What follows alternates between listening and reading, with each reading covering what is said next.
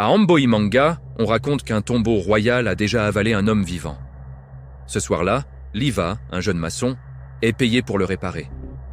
Avant qu'il ne monte, un vieil homme l'attrape par le bras. « Ne touche jamais la pierre du Nord, c'est un fait dit, un tabou sacré. » Là-haut, le vent glacial sent l'encens froid et la terre mouillée. Liva trouve la pierre fissurée. Il pose la main dessus. Elle vibre, comme si quelque chose respirait à l'intérieur. Il lève son marteau et frappe. Le son s'enfonce, lourd, comme un cœur qui bat sous la terre. Au deuxième coup, une voix chuchote derrière la pierre. « Ajanoni !» Arrête. Liva hésite, puis frappe une dernière fois. La fissure s'ouvre. Un souffle glacé lui brûle le visage. Il laisse tomber son marteau dans l'obscurité. Pas de bruit. Il se retourne. Le marteau est là, à ses pieds, couvert de poussière blanche et de marques de doigts.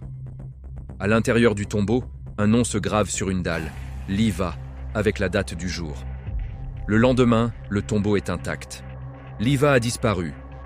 On dit que la nuit, sur les hautes terres, on entend 3 coups de marteau venant de sous la pierre. Si tu veux d'autres Tantaragassi Mampataotra, abonne-toi.